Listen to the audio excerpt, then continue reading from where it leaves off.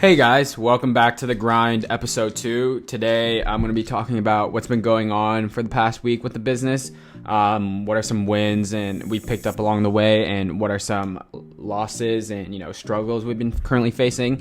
There's actually one really big issue that we're currently trying to deal with right now, so make sure you stay tuned to hear all about it. One of the biggest wins that we had this coming week was that we sent product out to 2 influencers that we really like what they're doing.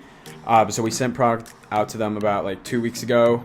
So we gave them time to kind of try it out, get their feedback, and then they let us know how they liked it. So turns out they loved the product. Pop up the screenshot right there. So as you can see, like, they love the product, which seriously means so much to us because, as you know, like, I might be biased, I freaking love the product, I made it myself, and then I also let some of my friends try out the product and they love it. But I guess it's like one thing to have your friends try out the product and them telling you that they like the product, but it's totally different when you send it out to a stranger or someone that you don't know and them telling you that they love how it tastes, they love the texture, they love the nutritional value. So that was definitely cool. That kind of boosted my confidence in knowing that we did the right thing. We made the perfect product the best we could. I believe that's going to translate heavily into how Effin Good Snacks does in the long term, because if we just all we do is focus on creating great products that taste amazing with a great nutritional profile as a great late night snack, then if once people try it out, they'll know, like, this is great, this is awesome, this is a way better alternative to the cookies I already eat at night. Why wouldn't I get this? So if we just focus on creating a great product and deliver an amazing experience for people who do try it, I think we're on the right track. So I'm super pumped and I'm so excited to finally be able to come out with this in the next 2 months.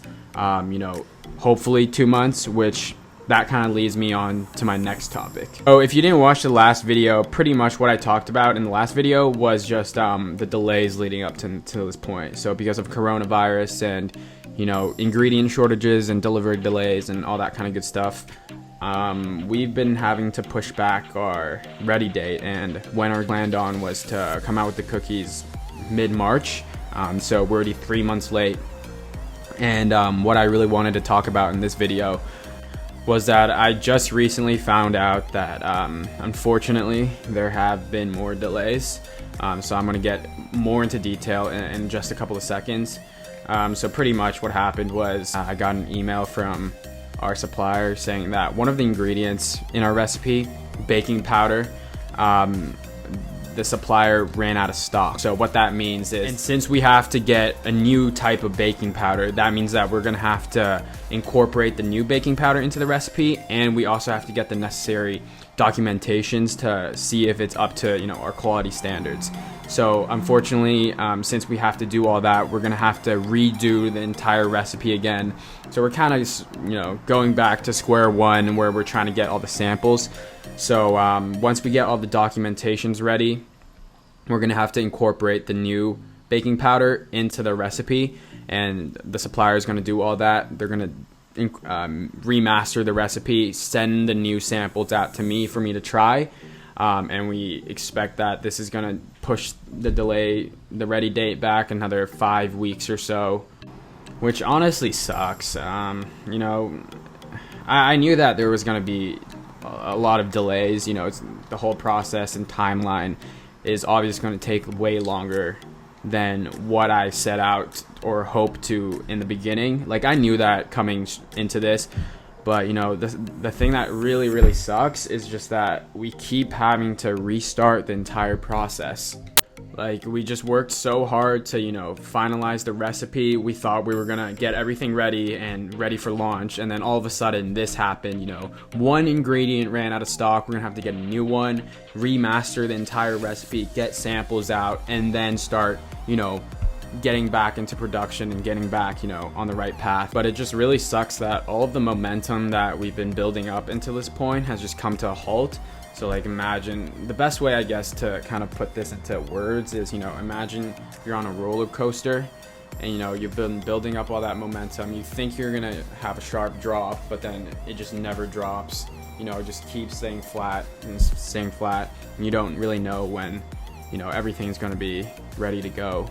And the thing that also really kind of disappoints me is that I'm going to have to break the news to people who pre-ordered and people on our email list and our audience, and that's going to suck. And I've already said so many times that there's been more delays, and I'm just worried that people are gonna get super annoyed and pissed off, because I know personally I would be. So I can't imagine what it would feel like to pre-order something and then have it be like half a year late. So I just want to say on video, if you're watching this and you pre-ordered the cookies, or you've been following our journey and can't wait to see our cookies launch, I truly am really sorry for the constant delays and the constant pushbacks.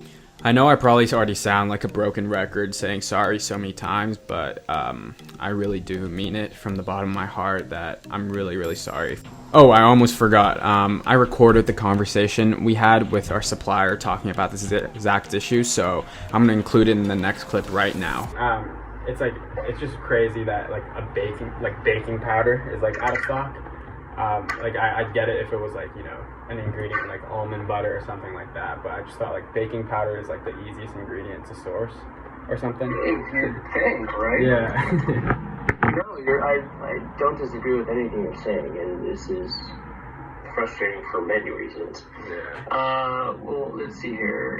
Unfortunately, the supplier has discontinued this product, so we're no longer able to use it. So whoever we were sourcing it from originally literally just doesn't make it anymore. Okay, got it. And then have you guys sourced the new supplier yet, or is it yes. That's the step we're in right now, is waiting for the supplier to give us the documents for validation and allowing us to use it in production. Okay, got it.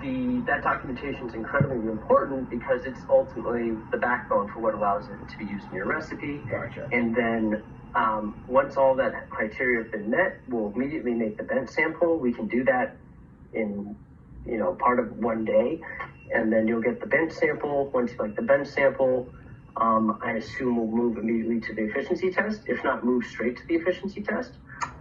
Efficiency test gets made, you'll sample the cookies, hopefully we all love them again, and we'll be able to master it. So that process from the point we do an efficiency test to the point you taste it could take 3 to 5 days. We can definitely overnight the sample, and then we can get right back to where we thought we were a couple weeks ago.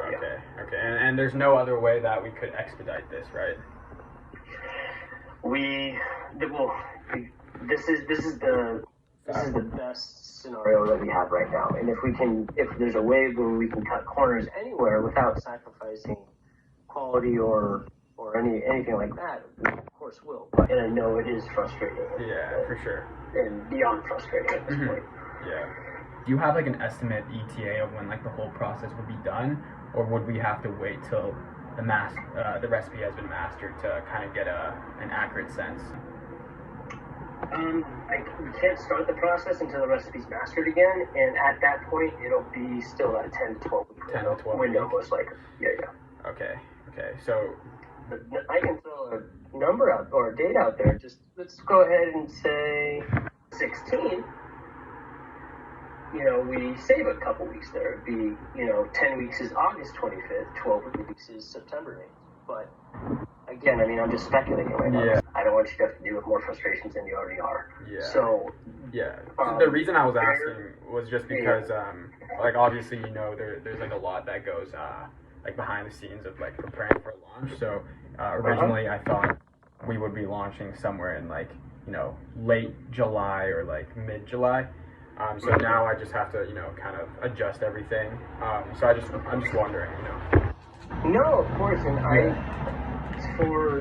because there's still so many variables at play right now, and given, the state of this really fickle environment with the supply chain and shipping, I just always am recommending right now to plan for the longest time possible, and you can give yourself a buffer, so that if anything, we're under seeing me over delivered to you in the end. That would be my goal.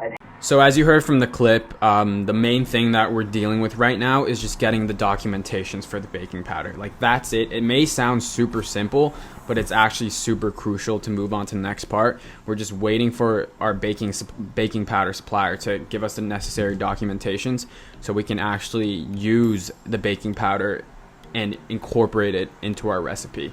So with all the delays said and done, I think right now we estimate that we're going to have everything ready by the end of August, early September. Everything's going to be ready. Like, I hope, I pray that it's going to be done by then. You know, it's crazy to think that we've almost been at this for 1 year, like one whole year, just trying to get the perfect recipe down. You know, I honestly thought coming into this, starting this business, that it'd take me 3 months to get the perfect recipe that tastes good with a great nutritional profile. But you know, it's taking a whole year, which I did not expect at all. But I guess it'll be worth it in the end. I truly believe our product is amazing. You know, it tastes great. The texture is amazing. It actually tastes like a homemade cookies, but in mini versions. So also, I kind of want to talk about what we're going to do about all of this. So obviously, we're going to keep pushing our suppliers and getting them to update us like every step of the way, so that I can update you guys on what's going on and, you know, keep you guys in the loop with everything. I guess this is all part of the process. This is a journey. You know, there's no final destination, and we're only in the very beginning. And that's why I wanted to do this. You know, couple months or even a year down the line, when I rewatch this myself, I'm gonna be super proud of, you know, how far we've come and how many challenges and obstacles that we've had to go through in order to get where we want to be in a couple months or even years down the line. We're still super early on, and I'm trying to enjoy this as much as possible, have as much fun as possible, bring you guys along with me, bring you guys along the fun and, you know, struggles that we're going through. And I am truly grateful if you're watching this video, or if you read our emails, or if you follow us on Instagram or any of that kind of stuff. I truly am grateful that, you know, you want to be a part of our journey, and you let me share my own personal development story with you and our business development story with you. So thank you so much for being a part of it. We wouldn't be where we are with, you know, our audience, and I truly am appreciative. I guess that concludes the second episode of The Grind. Thank you so much for watching. If you enjoyed the video, make sure you smash the like button. You know, I've always wanted to say that.